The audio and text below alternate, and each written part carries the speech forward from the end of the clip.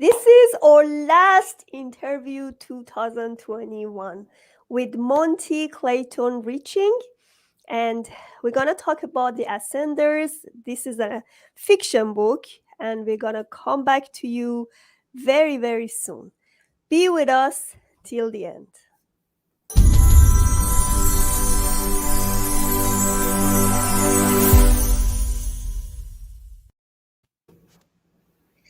So, hello everyone.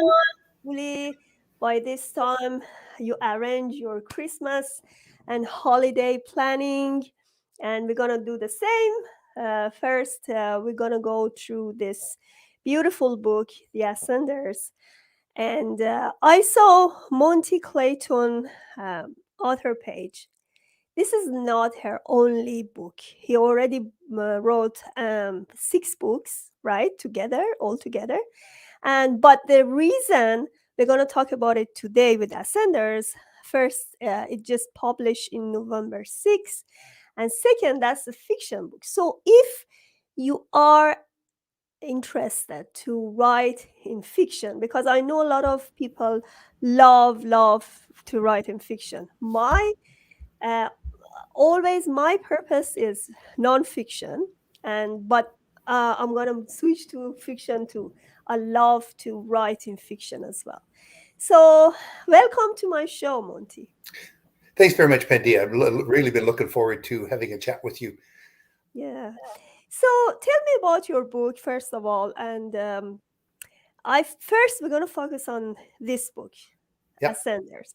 Okay. What is the theme and why did you write this book, and what was your inspiration to write this book? Well, we'll talk about the inspiration first because it kind of leads into how it got to be.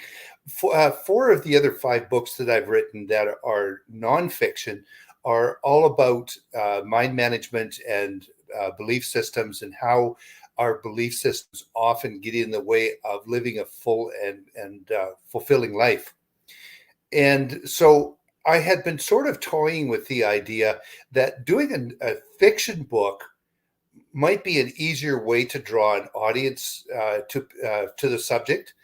And so I was sitting having a chat with a friend of mine, Cheryl Brewster. She has a coaching business called The Intuitive Life.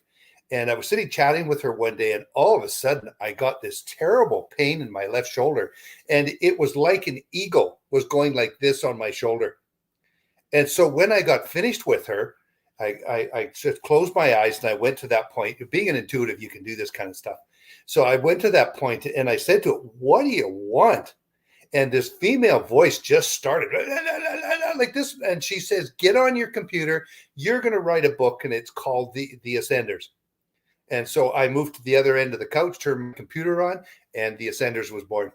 And so basically, as far as the manuscript itself went, I was just the secretary, and I literally I would sit down every time I'd sit down, and it was really neat because as I'm doing it, I'd come to the end of a chapter and I'd put it away, and I'm going, "What's going to happen next?" Because I had no idea.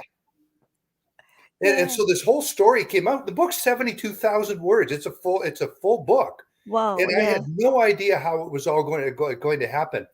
So basically, the way that the book works is that it's kind of a crossover between fiction and nonfiction. So there's a layering that happens in the story. There's the fiction story, which is really neat. In the synopsis of it, I say guardian angel Rachel has her wings full with her new army. And so what's happened is the first line of the book says, "Rachel," God whispered, "I have a job for you." And so her job is that God's getting a little antsy about, getting human beings to step up to the plate with the ascension. And so Rachel's trying to figure out, well, how is she going to do this to speed up the process? So what she does is she creates a new species of human beings called Homo integratis. So Homo sapiens are either male or female. Homo integratis are both. They're fully integrated male females. And so they have all the attributes of both, and they can switch between being male and female. They just bang, and 1 minute or 1 second they're female, and 1 second they're male. And so they can do all the things that males and females can do. uh, and so in the story with this, what they do, the job that they have to do is to find more of their species. And the way they do this is, there's a bad man, I call him, that captures groups of children from war-torn areas and sells them off into slavery. So what they do is they pick up on him, find out where the kids are, and rescue them and bring them back to their center. And they reframe them. They get rid of all the tragic and traumatic beliefs that they've developed from being from a war zone, losing their parents, and being kidnapped. So they get cleared of all that sort of stuff, and then they teach them how to be amazing people. Well, in their process of being amazing people, they get to do a lot more than us regulars do, and they have a lot of fun doing it. And each generation that happens, they are quicker at being able to do what they can do. Things like teleporting themselves to other places, and carrying on mental telepathy, changing into other animals, all kinds of stuff. I have two butterflies, and Yeah. and, and they play a really important part. So that's the main theme of the story. But overlaying in this is guardian angel Rachel's job is to watch what's going on and to interject in it. And as she interjects into it, she's talking about things like, okay, the relationship of the soul to the physical body, and how when a person is incarnated, and we live our lives, it's our soul that runs the whole program. And our purpose is to help our soul to grow. So, Mhm. oh, sorry, go ahead. So what happens is, in that explanation, is for people to understand that what we look like as outer beings has nothing to do with what our souls look like. Our soul doesn't have a color, a gender. It doesn't have an agenda, anything like that. That all belongs to the mundane world, the physical body. And so when we learn to live our lives based on our soul rather than on our physical or emotional mental agenda, we can do a lot more. Yeah. So, uh, Monty, as somebody who already wrote a fiction book, Yep. first of all, what is the basis of fiction book? I started a fiction book many, many, many years ago when I was a child, and it Lots of took people do me that. like, yeah, it took me like 4 years. I had them. I had those manuscripts, and I lost it unfortunately because I moved to another country and moved again. So in between, unfortunately, I lost it. But I remember when I went to the class, all the students there, all the classmates say, "Oh, what is the next? So every day I was inspired to write something, just entertain my whole class. Mhm. And even in literature time, I always write and read my story. I know it's so entertaining. I just want to restart again. And but so give us some recommendation for somebody who just want to start fiction book, because I know fiction is very different from nonfiction. How do you start it? What are the basis of fiction book? How do you choose your characters? Yeah, go ahead. Well, the first thing you have to look at, when you're particularly when you're dealing with nonfiction, is there's two different types of writers. There's what's called a pantser, and there's ones like J.K. Rowling's.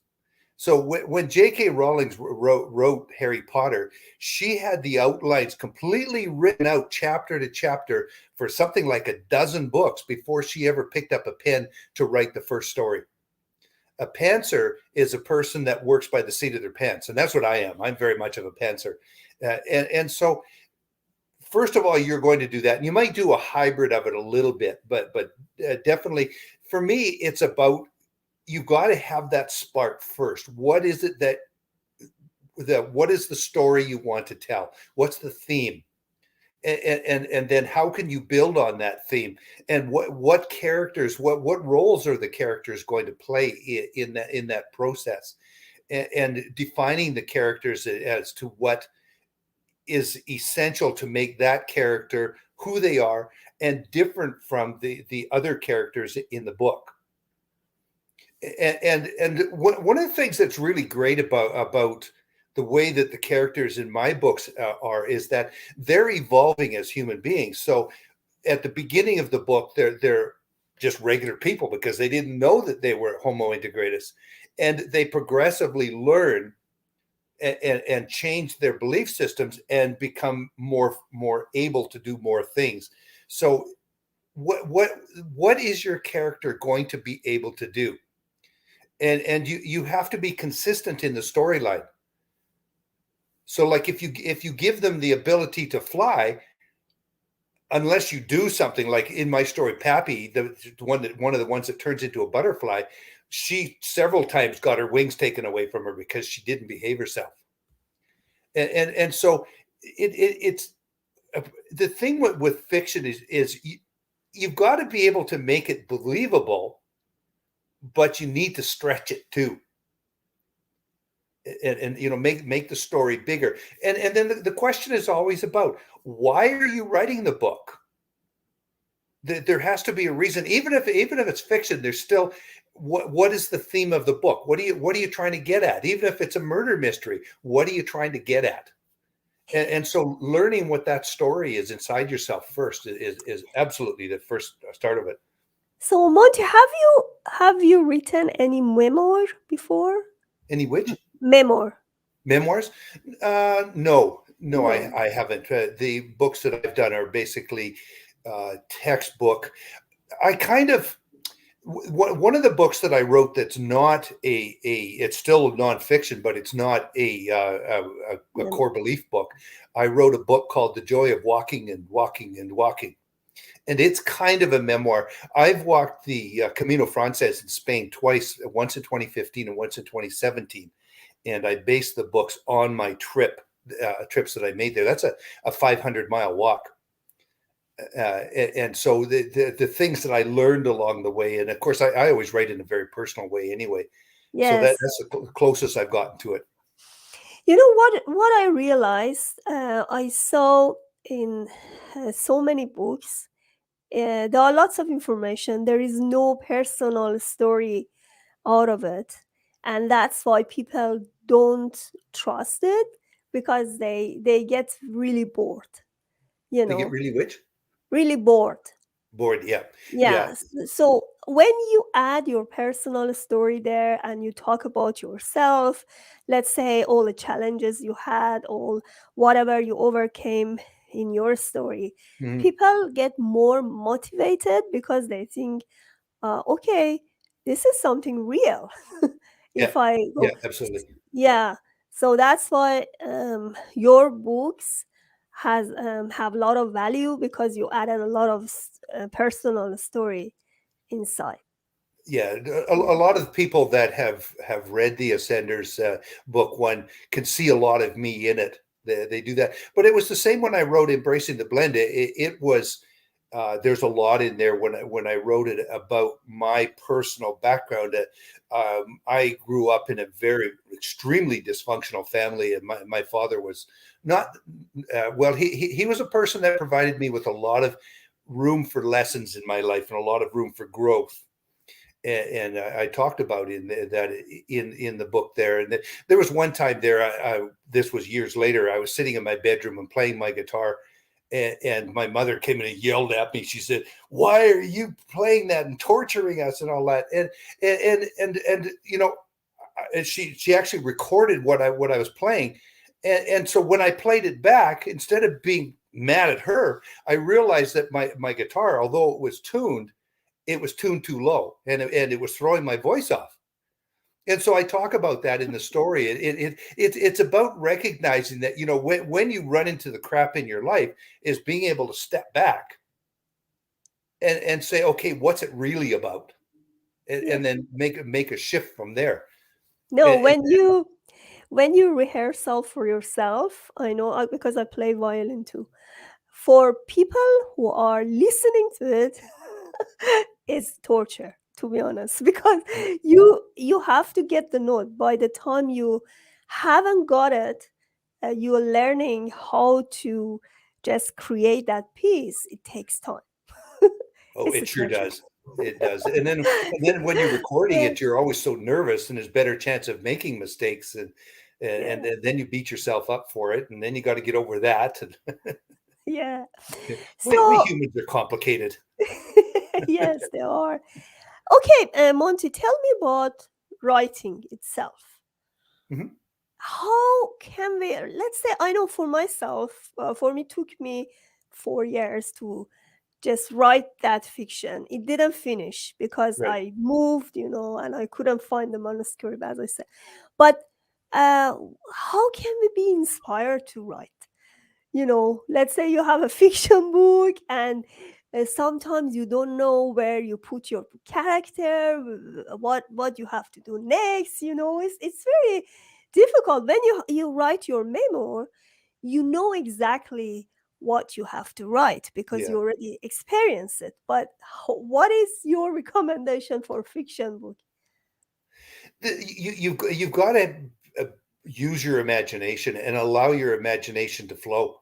And the thing that's really important, and I've heard this in a number of different speakers that I've heard talk about writing, is that when you're doing your original manuscript, just write it.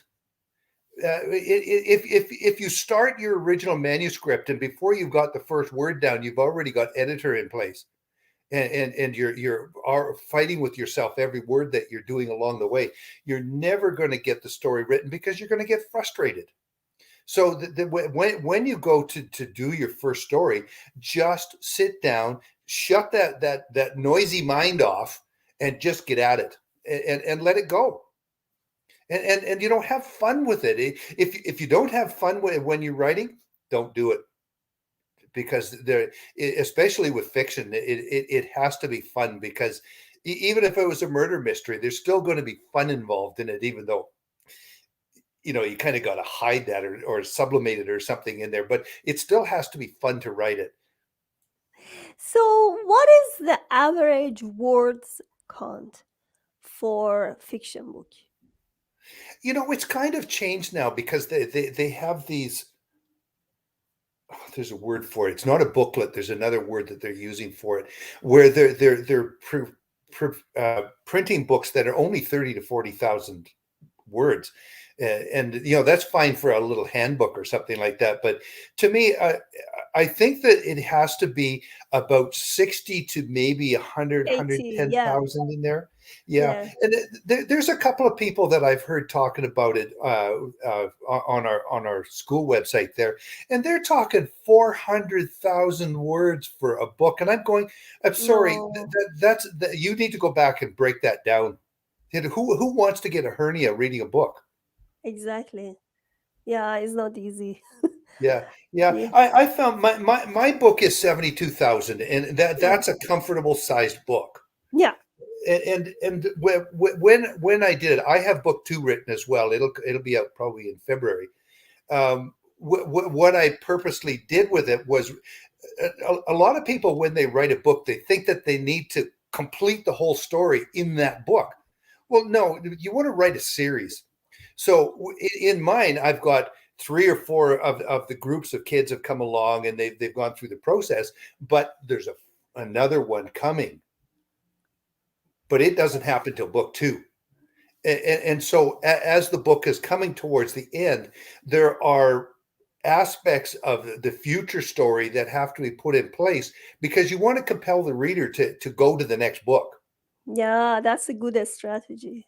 Yeah, Yeah, yeah, it's like and Harry Potter. Harry Potter is like still they have series, right?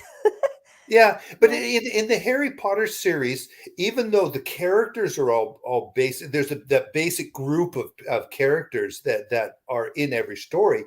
They basically finish every story. Hmm. They're all at Hogsworth and so on like that, which is great, but they're a complete story. Mine carry over into the next book, so you don't Oh, get the complete story in book one. It's enough, but I didn't want to make the book 110,000 words. I wanted to make it a comfortable size. yeah.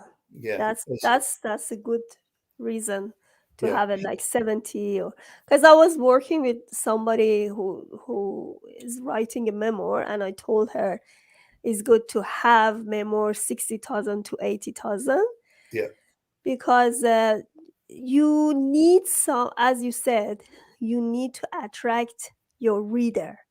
So Absolutely. like 20,000 words or 30,000 words, like a short story, is Yeah. not really attractive. And as soon as you want to go to the depth of the story, you're done.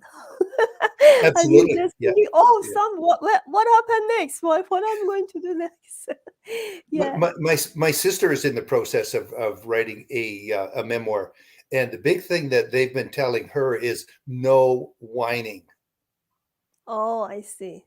So if she the story that she's writing is about we're both in our 70s, and we just met each other 2 years ago, and she's older than I am, Wow, and how so come?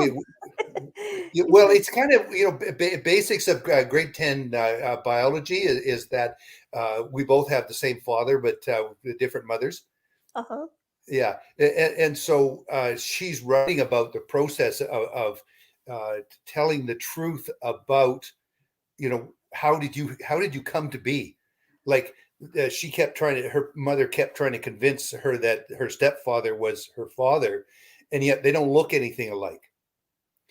And so as she was writing the story, the person that she's working with kept telling her, you know what, you could talk about the issues that you're going to have, but you need to make a positive outcome in it.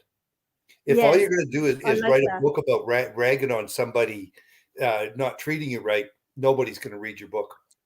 I like that. Yeah, that's Yeah. what I always tell my clients about the memoir. Even if you have a very tough childhood story or whatever, uh, it should be positive enough to get your readers to read your book, because people love some inspiration. So Absolutely. yeah, if you just talk about your grief and you never recover from your grief, or talk about from different aspects of your childhood trauma, nobody is interested unless you add something to it, that you are recovered or you are working on it, something like that. Absolutely. Yeah. Yeah. Yeah. And it's really important nowadays. And it's part of the reason why I wrote the Ascenders, is because we're moving into a time in the human dynamics that people are in a position where they can start asking bigger questions. Hmm. And it's the same thing when you're writing a memoir, is that if you're going to make a statement about, well, that really didn't work very well, did it? If you're going to say that, well, you need to have the answer is what did work then? What did you do to make it work? So Exactly, I it's, like that. Yeah. yeah, and so it's the same thing in my stories. So not only do I present the a number of issues through the characters and through things that Rachel says, but I also give different visualizations in the story as well about how do you ground yourself? I'm an intuitive healer, and so I've worked with people that I say, well, we need to get you into your body, and they look at you like, what are you talking about? And so they don't know what it feels like to be inside their body.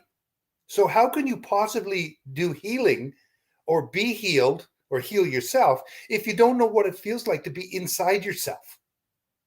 And so I provided different visualizations to help them to understand how to become aware of what it feels like to be inside your body, not what your body feels like. That's easy.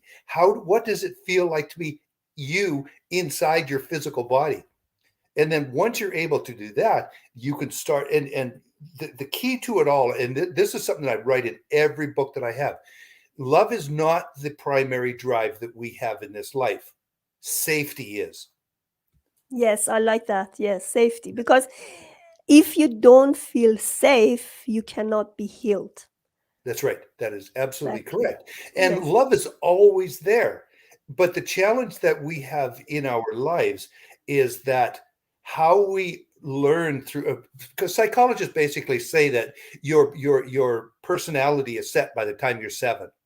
So from the time that your gestation starts till you're 7, almost 8 years, that's the learning process that sets up the software to run your life.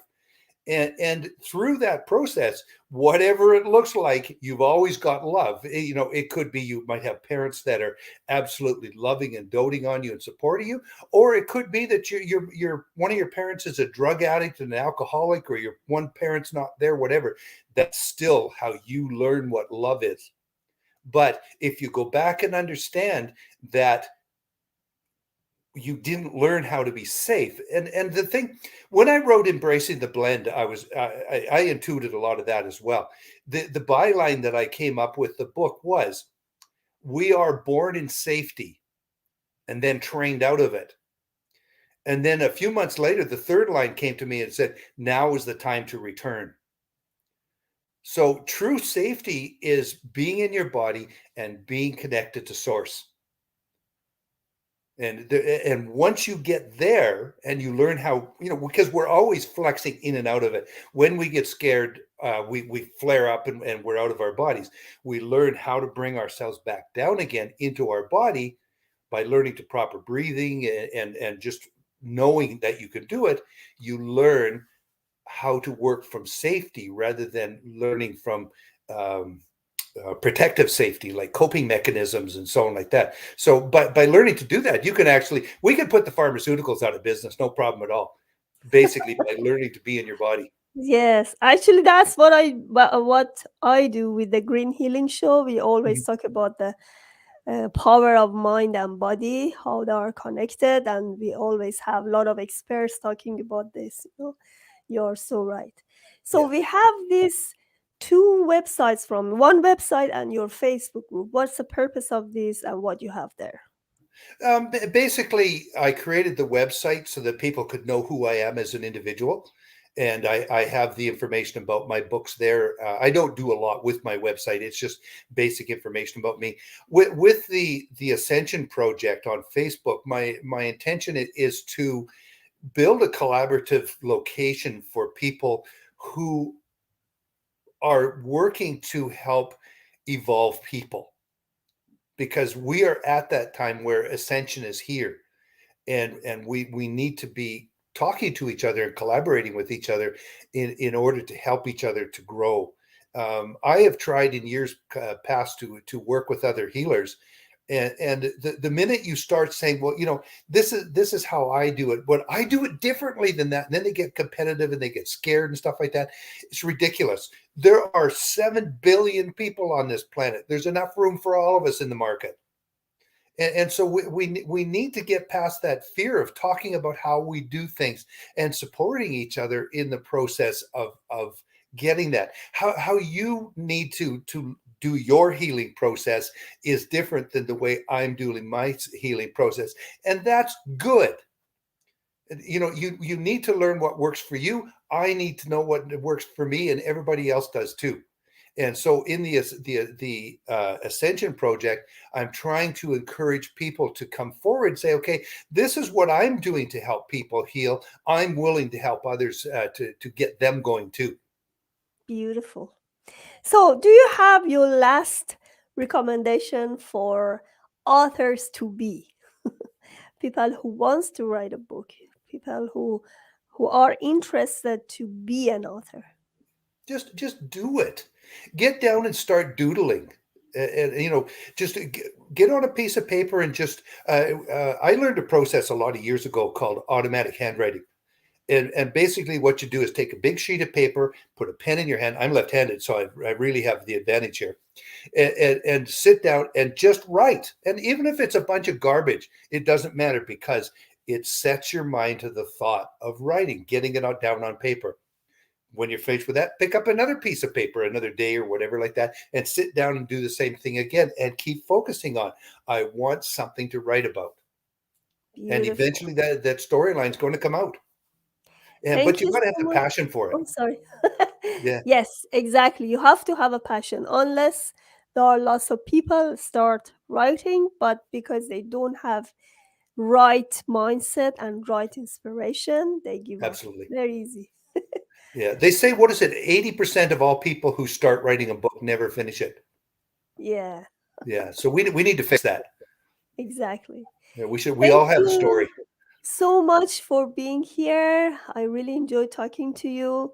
And if you want to reach his book, go to Amazon, Monty Ritchings. Yeah, that's your name in Amazon, right? That's right. Yeah, and it's The Ascenders Return to Grace. There is another book called The Ascenders, Uh-huh. Yeah, I but saw it. You have it's two copies. completely different. Oh, I see. Yeah, And The you Return have to Grace is the important one. totally you have total you have 6 books. Others are nonfiction, but this is the fiction one. Yeah, Yeah. yeah. And book 2 will be out sometime in February, and I'm already writing book 3. Wow, you are so active. Good for Yeah, you. yeah, absolutely. Yeah, very nice inspiration. I'm gonna continue writing. Thank you so much. You need to do that. If the Yes, passion's there, do it. I have it. There we Thanks. go. Please subscribe to Pontal Calhoun Transition channel to get the latest interviews and order my book PTSD Compass through Amazon. How to confront PTSD and navigate trauma to triumph.